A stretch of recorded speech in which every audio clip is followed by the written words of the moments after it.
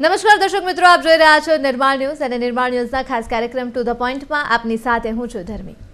આજે to the પોઈન્ટમાં વાત કરવી છે કે એવા વિષય વિશે કે જેને મોટા ભાગે જ્યારે પણ મહિલાઓની કોઈ પણ બાબતની વાત આવે તો મોટા ભાગે અવોઇડ કરવામાં આવતું હોય છે, ઇગ્નોર કરવામાં આવતું હોય છે. અને આ જ અવોઇડ અને ઇગ્નોર કરવાની આપણી આદતના કારણે બ્રેસ્ટ કેન્સરની જે સમસ્યા છે એ હવે ગંભીર બનતી જઈ રહી છે. એટલે ઘણીવાર એવું થાય કે જો તમને માહિતી જ ન હોય, તમને એ બાબત વિશે જાણકારી જ ન હોય, તો તમે એ બાબત વિશે વાત જ ન કરો તો તમને એ બાબતના સોલ્યુશનની ખબર જ ન હોય. તમને ખબર જ ન હોય કે બ્રેસ્ટ કેન્સર જેવી કોઈ બીમારી પણ છે, એ કઈ રીતે ઓળખી શકાય, શું તેનું નિદાન કરી શકાય કે નહીં, કઈ રીતે કરી શકાય. ડૉક્ટર પાસે જવામાં પણ ઘણી વખત આપણને શરમ સંકોચ અનુભવાતી હોય છે. એટલે આજે એ દિવસ છે world breast cancer research day છે અને રિસર્ચ પ્રમાણે જે પ્રકારે આંકડાઓ સામે આવ્યા છે, ખૂબ ભયાનક આંકડાઓ આવ્યા છે. બ્રેસ્ટ કેન્સરના કેસીસમાં ઘટાડો થવાની જગ્યાએ વધારો થઈ રહ્યો છે અને આ વધારો થઈ રહ્યો છે એટલે જ આ એક ખૂબ ચિંતાજનક બાબત બની છે. સતત વાત કરવી, સતત જાગૃતતા ફેલાવી આ મુદ્દા ઉપર ખૂબ જરૂરી બન્યું છે. અને આજે જ આ માહિતી આપવા માટે અને ચર્ચા કરવા માટે આપણી સાથે જોડાયા છે ડૉક્ટર શિવમ પંડ્યા, કે જેઓ સર્જિકલ એન્કોલોજિસ્ટ છે. શિવમજી, હાર્દિક સ્વાગત છે આપનું નિર્માણ ન્યૂઝમાં. નમસ્તે, થેન્ક યુ. શિવમજી, સૌથી પહેલા world breast cancer research day છે આજે. સૌથી પહેલાં મારે એ જાણવું છે, કેન્સર વિશે જ મારે જાણવું છે. આ કેન્સર કઈ રીતે થાય છે અને બ્રેસ્ટ કેન્સરની જો આપણે વાત કરીએ તો શરીરમાં બીમારી લાગુ કઈ રીતે પડે છે? તો બ્રેસ્ટ કેન્સર એકચ્યુઅલી બહુ ઘણી બધી ટાઈપ્સના હોય છે. જે સૌથી કોમન હોય છે એને ડક્ટલ એડિનોકાર્સિનોમા કહેવાય છે. વિચ મીન્સ કે બ્રેસ્ટની અંદર જે નાની નાની જે ડક્ટ્સ હોય, જે નળીઓ હોય કે જેમાંથી દૂધ બને અને આગળ પાસન થાય, એના જે સેલ્સ હોય એમાંથી કેન્સર શરૂ થતું હોય. તો એને ડક્ટલ એડિનોકાર્સિનોમા ઓફ ધ બ્રેસ્ટ એવું કહેવાય છે. આ સૌથી કોમન ટાઈપ છે. આના સિવાય ઘણા બધા સબ ટાઈપ્સ હોય છે, but this is the most common. હવે શરૂ કેવી રીતે થાય છે it is the same process as any other cancer, કે ભાઈ એના જે ડક્ટ્સના જે સેલ્સ હોય એની અંદર ચેન્જીસ આવે. એ ચેન્જીસના લીધે એનું મલ્ટિપ્લિકેશન વધી જાય, ઘણું મોટું થઈ જાય એક ગાંઠ, અને ધીમે ધીમે એમ કરીને કેન્સર બનતું હોય છે. બિલકુલ. અને આમાં એવું પણ કહેવામાં આવે છે કે જલ્દી તમને સારવાર મળી જાય તો ઘણી રાહત મળી શકે છે, ચાન્સીસ ઘટી જાય છે, એ બીમારીને વધારે ડેન્જર લેવલ સુધી જવામાં ઘટાડો થઈ જાય છે. તો કેટલો ફરક પડે જો કોઈ મહિલાને જલ્દી ખબર પડી જાય બ્રેસ્ટ કેન્સર છે અને તેને તાત્કાલિક સારવાર મળી જાય, અને જો કોઈ મહિલાને ખૂબ મોડી સારવાર મળે અથવા ખબર જ ન પડે કે બ્રેસ્ટ કેન્સર છે, તો આ બંને કેસીસમાં કેટલો ફરક પડે છે? હું તમને એક સ્ટડી કોટ કરીશ. એ સ્વીડિશ સ્ટડી છે અને અકોર્ડિંગ ટુ ધેટ સ્ટડી જે કેન્સરના પેશન્ટ સ્ક્રીનિંગથી ડિટેક્ટ થયા છે, વિચ મીન્સ કે મેમોગ્રાફીથી જે ડિટેક્ટ થયા છે, એ કેન્સર ડિટેક્ટ થયા પછી, ટ્રીટ થયા પછી જે દર્દીની જે લાઈફ હોય એ વધી છે. વિચ મીન્સ કે એક સર્વાઈવલ એડવાન્ટેજ મળી રહ્યો છે. Early stage cancer, which means કે ફર્સ્ટ અને સેકન્ડ સ્ટેજના કેન્સર જો ડિટેક્ટ થાય તો આપણે એક કમ્પ્લીટ ક્યોર આપી શકીએ છીએ. આપણે સ્તનને બચાવી શકીએ છીએ. બ્રેસ્ટ કન્ઝર્વિંગ સર્જરી જેને કહેવાય છે, એ કરી શકાય છે. અને આ બધાની સાથે ટ્રીટમેન્ટ લીધા પછી આપણે ડેફિનેટલી એવું એક્સપેક્ટ કરી શકીએ છીએ કે અહીંયા એક લાંબુ સર્વાઈવલ મળશે patient. On the contrary, third કે ફોર્થ સ્ટેજ કેન્સરની અંદર સર્જરી મોટી થતી હોય છે, અને ફોર્થ સ્ટેજની અંદર તો ઘણી વખત સર્જરી પોસિબલ બી ના થાય. એમાં ફક્ત અને ફક્ત આપણે કીમોની ઇમ્યુનોથેરાપી પર રહેવું પડે. તો એવા કેસમાં સર્વાઈવલ ડેફિનેટલી ઓછું થાય છે, ટ્રીટમેન્ટ વધારે ખર્ચાળ થાય છે, અને આ બધાની સાથે બી રિઝલ્ટ સારું નથી આવતું. તો અર્લી સ્ટેજનું ડિટેક્શન બહુ જ જરૂરી છે, અને આ પોટેન્શિયલી લાઈફ સેવિંગ હોય છે.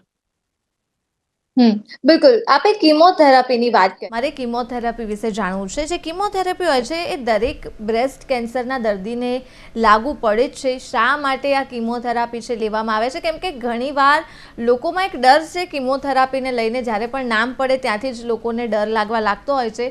એટલે મારે થોડું બ્રીફમાં આપની પાસેથી જાણવું છે, બ્રેસ્ટ કેન્સરની જો વાત આવે તો કીમોથેરાપી કેટલી ઉપયોગી નીવડે? બ્રેસ્ટ કેન્સરના દરેક દર્દીને કીમોથેરાપી ડેફિનેટલી લેવી પડે છે. બટ હવે આમાં ડરવાની વાત નથી, બીકોઝ કીમોથેરાપીના બહુ બધા પ્રકાર હોય છે. એક જે રેગ્યુલર કીમો જે આપણે જાણીએ છીએ કે જે ઇન્જેક્શનથી અપાય, એ સિવાય હોર્મોનલ થેરેપી હોય છે. તો આપણે જયારે બ્રેસ્ટ કેન્સરનું સર્જરી કરીએ કે ઇવન જો બાયોપ્સી લઈએ, બાયોપ્સીની ઉપર એક ટેસ્ટ કરાય છે જેને ER-PR HER2/neu કહેવાય. હમ આ શું છે? સિમ્પલ ભાષામાં કહું તો કેન્સરની તાસીર, કેન્સરનું નેચર પકડે છે.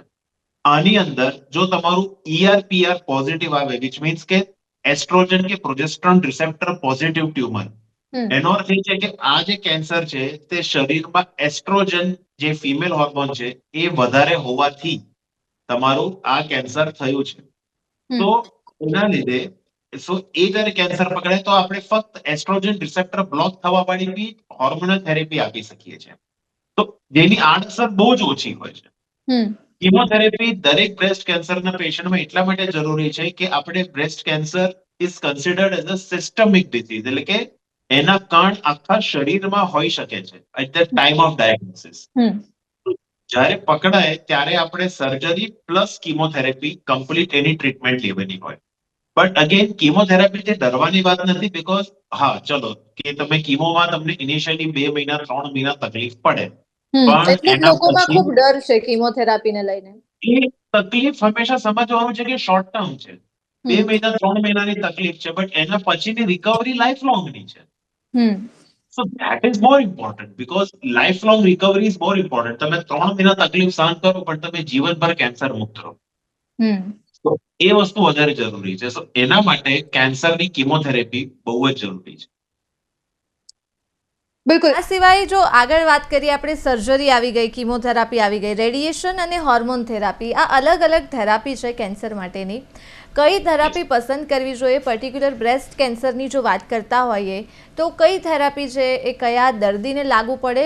અને આ બધી અલગ અલગ થેરાપી હોય છે તો ઘણીવાર દર્દીઓ જે હોય છે એ કન્ફ્યુઝ પણ થતા હોય છે. બ્રેસ્ટ કેન્સર બીમારી જ એવી છે કે જ્યારે એક તો મહિલાને જ્યારે જાણ થાય છે ત્યારે પોતે જ એ પેનિક કરી જાય છે, અને એમાં પછી કયા પ્રકારે ધીરજથી સારવાર લેવી. અને ઘણીવાર અત્યારનો સમય તો એવો છે કે અલગ અલગ 4 થી 5 ડૉક્ટરોની સલાહ લેવાની હોય છે અને ત્યારબાદ નક્કી કરવાનું હોય છે એ પ્રકારે. પણ અત્યારે આટલા બધા ઓપ્શન્સ ઉપલબ્ધ છે, એટલે ડૉક્ટર શિવમ, સૌથી અક્યુરેટ થેરાપી, અક્યુરેટ ટ્રીટમેન્ટ બ્રેસ્ટ કેન્સર માટે કઈ ગણાય? એક સિંગલ લાઈનમાં કહો તો there is no single accurate treatment. Okay. દરેક પેશન્ટ જુદું છે, દરેક પેશન્ટ યુનિક છે અને દરેક પેશન્ટને યુનિકલી અપ્રોચ કરવું પડે. હવે બ્રેસ્ટ કેન્સર, એક વાત સમજો, it is the most common cancer in the world, most common cancer in India. As a result of that આની અંદર મેક્સિમમ રિસર્ચ થયેલું છે, મેક્સિમમ. હું જ્યારે MBBS માં ભણતો હતો એનાથી હું જ્યારે MS માં આવ્યો ત્યારે થેરેપી બદલાઈ ગઈ. MS થી હું જ્યારે સુપર સ્પેશિયાલિટીમાં આવ્યો ત્યારે થેરેપી બદલાઈ ગઈ. અને મેં સુપર સ્પેશિયાલિટી એક્ઝામ આજથી 6 વર્ષ પહેલા આપી છે, 5 વર્ષ પહેલા આપી છે. ત્યારથી અત્યાર સુધીમાં ફરી એની થેરેપી બદલાઈ ગઈ. તો ઇટ ઇઝ કોન્સ્ટન્ટલી ઇવોલ્વિંગ, અને એવોલ્યુશન એના માટે થાય છે કે દર્દીને સારામાં સારું રિઝલ્ટ આવી શકે. સો there is no single best therapy. દરેક પેશન્ટને એની સ્ટેજ, એની જે પરફોર્મન્સ સ્ટેટસ છે કે કેટલી ટ્રીટમેન્ટ એ ટોલરેટ કરી શકે છે, કેટલું એનું અત્યારનું સ્ટેજ છે, કઈ કેન્સરની તાસીર છે. જે મેં પહેલા વાત કરી કે ER-PR HER2/neu એ આપણે ટેસ્ટ પહેલા કરાવતા રહીએ છીએ. હવે એ ટેસ્ટ, સ્ટેજ અને પેશન્ટની પોતાની જે રિક્વાયરમેન્ટ છે, આ બધું ભેગું કરીને સર્જન અને મેડિકલ ઓન્કોલોજીસ્ટ ભેગા બેસે અને ટ્રીટમેન્ટનું પ્લાન કરે. તો this is how a breast cancer patient is managed. કે એ કોઈ વખત કોઈ એક સિંગલ ડોક્ટરનું ઓપિનિયન નથી રહેતું આમાં. આની અંદર મેડિકલ અને સર્જિકલ ઓન્કોલોજીસ્ટ ભેગા બેસીને પ્લાનિંગ કરે અને પ્લાન કરે કે પેશન્ટના માટે સારામાં સારું શું થઈ શકે છે. રેડિયેશનની વાત આવી, રેડિયેશનના મેઇનલી 2 આમાં રોલ હોય છે. પહેલું કે જો બ્રેસ્ટ કેન્સર છે તે તમારી બ્રેસ્ટની સ્કિનને ઇન્વોલ્વ કરે છે, ચામડીને ઇન્વોલ્વ કરે છે. બીજું એ છે કે બ્રેસ્ટ કેન્સર બગલની અંદર બી એમાંથી કોઈ ગાંઠ નીકળે છે. તો આ 2 કારણ છે જેમાં તમારે રેડિયેશન આપવું પડે. એ સિવાય રેડિયેશનનો એટલો બધો રોલ નથી, બટ કીમો, ઇમ્યુનો, હોર્મોનલ થેરેપીના અલગ અલગ રોલ્સ હોય છે. બિલકુલ. શિવમજી, હવે મારે એ જાણવું છે કે બ્રેસ્ટ કેન્સર થવા પાછળના મેઇન રીઝન શું હોય છે? એટલે સામાન્ય રીતે લંગ કેન્સરને લઈને ઘણી વાતો થતી હોય છે, કારણ ખબર હોય, સ્મોકિંગ કરી અથવા અન્ય કોઈ આદત હોય તો લંગ કેન્સર થવાના ચાન્સીસ. બટ બ્રેસ્ટ કેન્સર કયા કારણોસર થાય છે એ ખૂબ ઓછી જાણકારી હોય છે. તો બ્રેસ્ટ કેન્સર એક one of the lifestyle associated cancers કહેવામાં આવે છે. લાઈફસ્ટાઈલ એટલે કે અત્યારની જે મોડર્ન લાઈફસ્ટાઈલ છે, આપણે unhealthy food, fast food, lack of exercise, lack of sleep અને delayed pregnancy. Unfortunately delayed pregnancy is one of the reasons કે જેનાથી બ્રેસ્ટ કેન્સર થતું હોય છે. પછી એટલે એ જે બધા રીઝન્સ છે એના લીધે એક આની રિસ્ક વધતી હોય છે. એ સિવાય જેનેટિક ફેક્ટર્સ છે કે અમુક મ્યુટેશન્સ છે. ફોર એક્ઝામ્પલ BRCA કરીને એક મ્યુટેશન કહેવાય છે.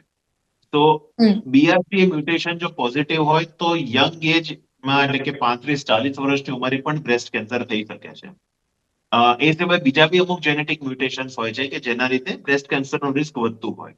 તો it is both things, lifestyle as well as genetic mutation. બે વસ્તુ ભેગી થાય તો કેન્સરની રિસ્ક આપણી વધતી હોય છે.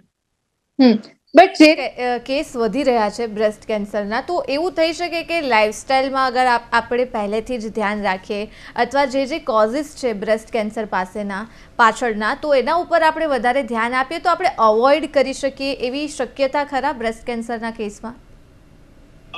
100% અવોઇડ તો પોસિબલ નથી અનફોર્ચ્યુનેટલી, બટ આપણે એનું બે વસ્તુ આપણે કરી શકીએ. નંબર 1 છે રિસ્ક રિડક્શન. રિસ્ક રિડક્શન એટલે કે તમે રેગ્યુલર એક્સરસાઇઝ કરો, you have fresh vegetables, fresh fruits in your diet, તમે વર્કઆઉટ રેગ્યુલર કરતા હો, ઓબેસિટીને આપણે ફાઇટ કરવાની છે, પ્રોસેસ્ડ ફૂડ આપણે ઓછું કરવાનું છે. આ જે નોર્મલ હેલ્ધી લાઇફસ્ટાઇલની વસ્તુઓ છે એ તરફ આપણે જવાનું.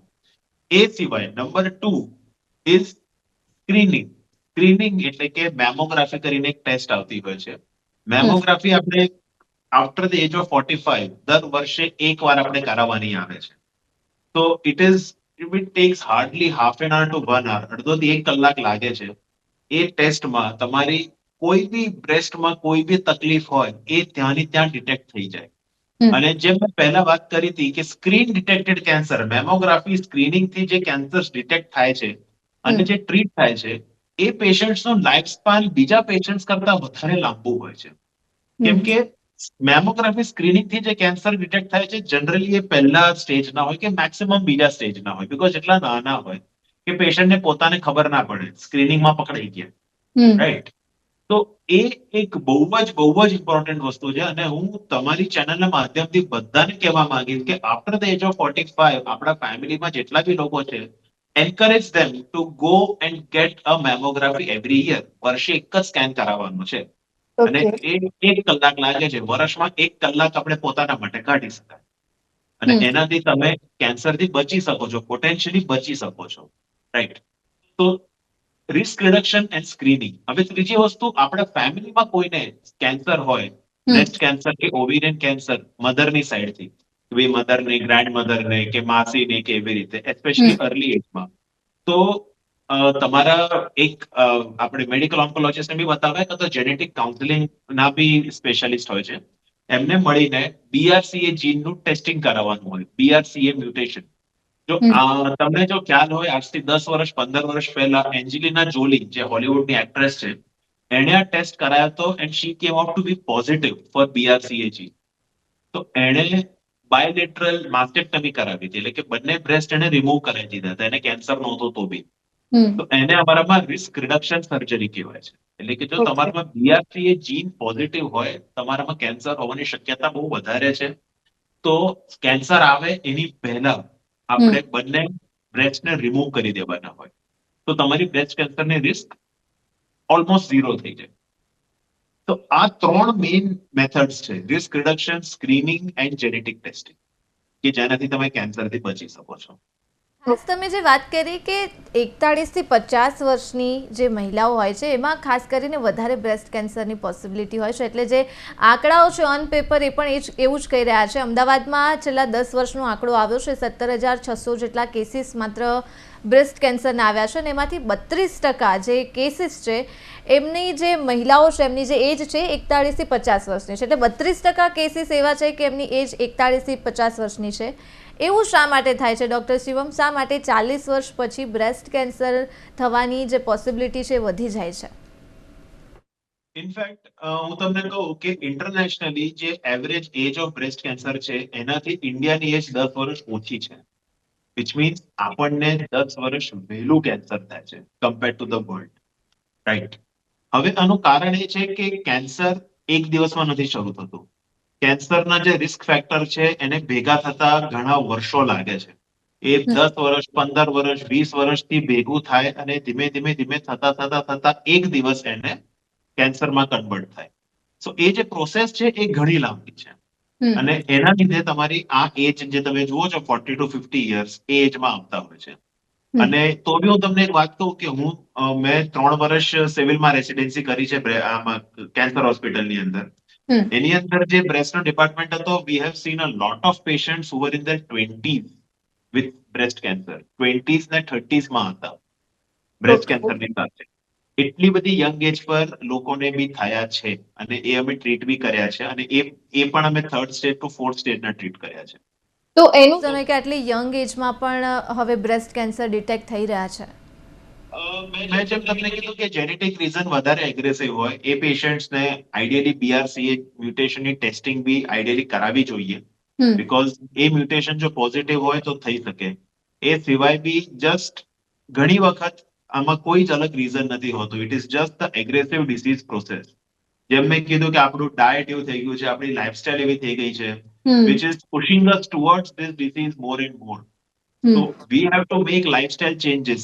આપણે આપણી ડાયટમાં ચેન્જ કરવા પડે, આપણી લાઇફસ્ટાઇલમાં ચેન્જ કરવા પડે, આપણે કોન્શિયસ રહેવું પડે અને બધાની સાથે બી આપણે બ્રેસ્ટ કેન્સર સ્ક્રીનિંગ કરાવવી જ પડે. સિમ્પટમ્સ શું છે? કોઈ મહિલાએ જાતે જાણવું હોય તો શું બોડીમાં એવા કોઈ ચેન્જીસ આવે કે જેને જોઈને આપણને જાણ થાય કે આ બ્રેસ્ટ કેન્સર છે, કે માત્ર સ્ક્રીનિંગ કરાવવાથી જ એકમાત્ર જાણ થઈ શકે?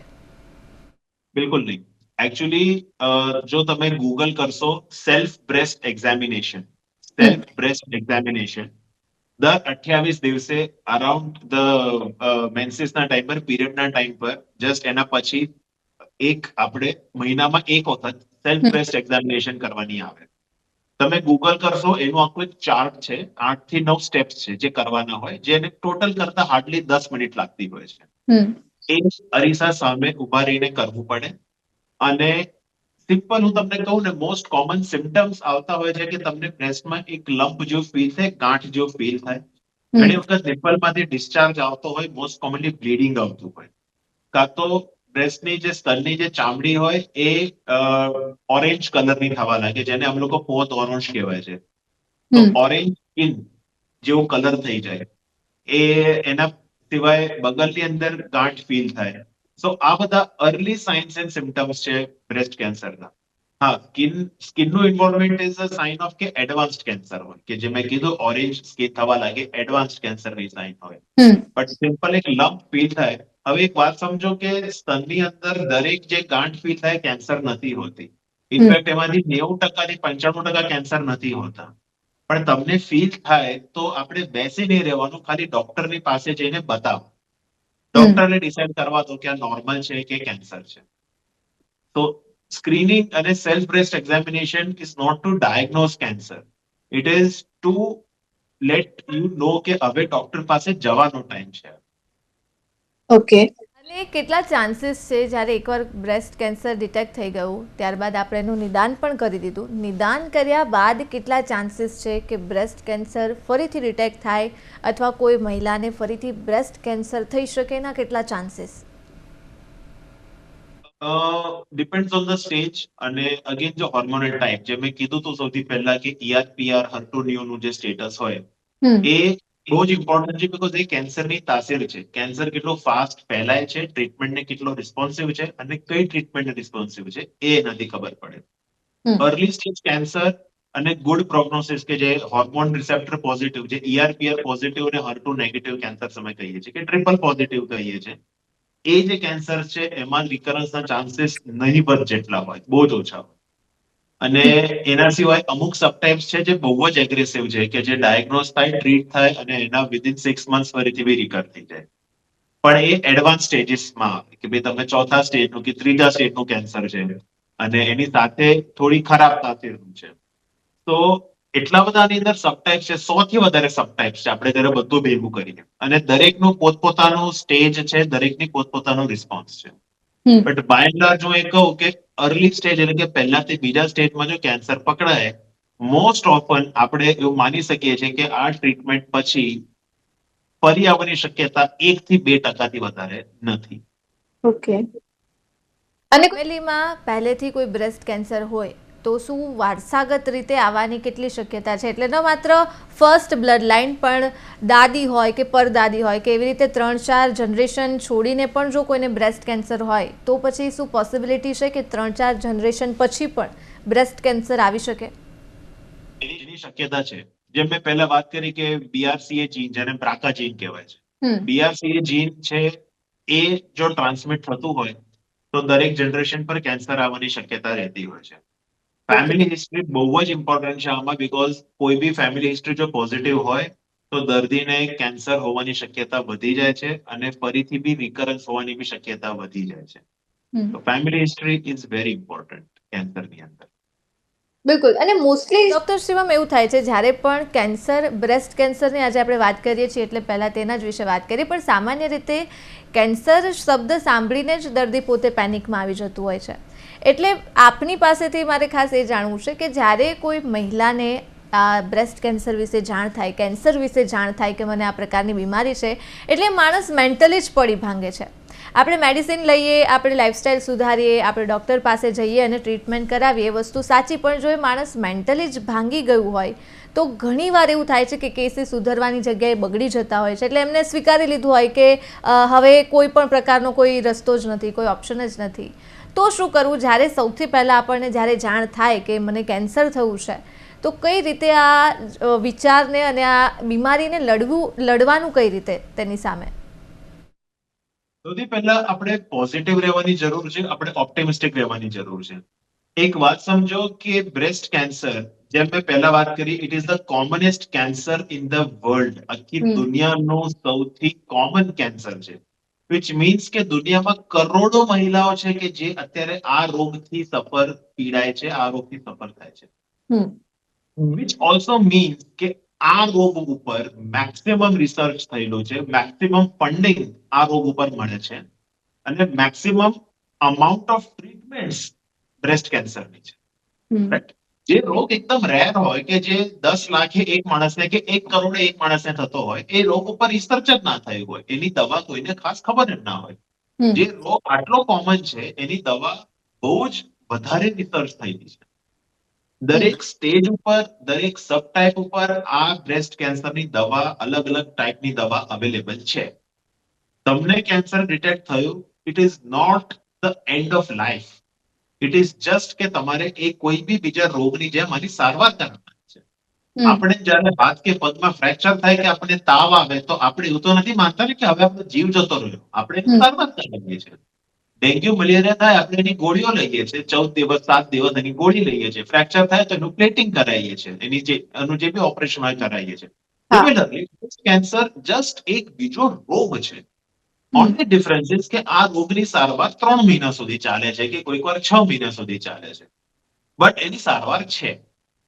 ફર્સ્ટ સ્ટેજમાં બી એની સારવાર છે અને ચોથા સ્ટેજમાં કે જેમાં આખા શરીરમાં કેન્સર ફેલાયું છે, હું તમને કહું, અમારા ઓળખીતામાં, like we know someone who has stage 4 breast cancer, એ અત્યારના કમ્પ્લીટ રેમિશનમાં છે. It is the miracle of the modern થેરેપીઝ.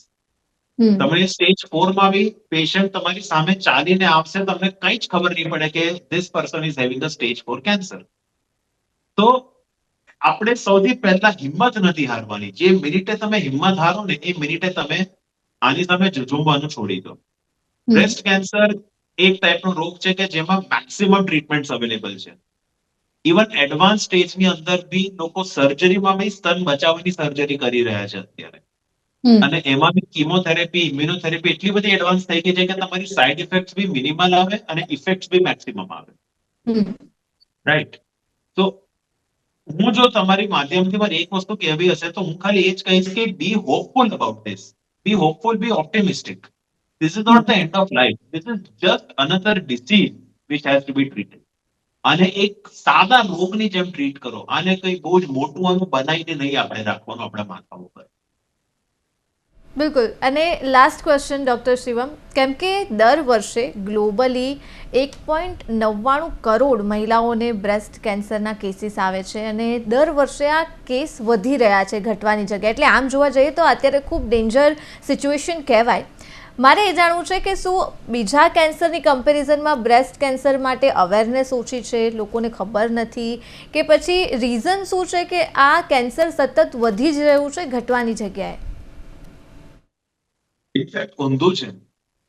Breast cancer માટે અવેરનેસ બહુ જ વધારે છે and that is the reason that it is being detected. Yes. અત્યારે તમે બહાર જઈને કોઈને પૂછો, એ લોકોને ખબર હશે કે બ્રેસ્ટ કેન્સર શું છે અને કયા ડોક્ટર પાસે જવાનું, ઘણા લોકોને ખબર હશે, right? So the thing is કે એનું ડિટેક્શન વધી રહ્યું છે. આજથી મે બી 25 વર્ષ પહેલા, 30 વર્ષ પહેલા એટલી બધી મેમોગ્રામની ફેસિલિટી નહોતી, એટલી બધી પેટ સીટીની ફેસિલિટીઝ નહોતી કે જેનાથી કેન્સર ડિટેક્ટ થતું હતું. હવે એ ફેસિલિટીઝ એટલી બધી વધી ગઈ છે અને દર્દીઓને પાસે ઇઝ ઓફ એક્સેસ છે. અત્યારે તમે અમદાવાદની અંદર ટિયર 3, ટિયર 4 ટાઉન્સમાં બી કેન્સરના ડોક્ટર્સ છે. એમને ખબર છે કે અમારે આ ડોક્ટરની પાસે જવાનું છે અને એ ત્યાં જાય છે, એ કેન્સર પકડાય છે, પકડાઈને ટ્રીટ થાય છે. એટલે આપણને એવું લાગે છે કે કેન્સરનો ઇન્સિડન્સ બહુ જ વધી ગયો, but it is not like that. It is કે જે કેન્સર પહેલા નહોતા પકડાતા એ હવે પકડાવા લાગ્યા, ડિટેક્ટ થઈ રહ્યા છે હવે. ડિટેક્ટ થઈ રહ્યા છે, પહેલા ડિટેક્ટ નહોતા થતા. ઓબ્વિયસલી કેન્સરનો ઇન્સિડન્સ બી વધ્યો છે, એનું ના નથી પાડતો. બીકોઝ ઓફ એઝ સેડ આપણી લાઈફસ્ટાઈલ જેવી છે અને આપણી જે હેબિટ્સ છે એના લીધે કેન્સરનો ઓવરઓલ ઇન્સિડન્સ બી વધી રહ્યો છે, but at the same time એનું ડિટેક્શન બી વધી રહ્યું છે. તો બંને વસ્તુ. Okay, thank you so much doctor Shivam, આજના દિવસે અમારી સાથે જોડાવા બદલ અને ખૂબ જ ઇન્ફોર્મેટિવ ચર્ચા કરવા બદલ આપનો ફરી એક વખત ખૂબ ખૂબ આભાર. Thank you for having me. Thank you. તો દર્શક મિત્રો, આજની આ વિશેષ ચર્ચામાં હાલ માત્ર આટલું જ. મને આપશો રજા. નમસ્કાર.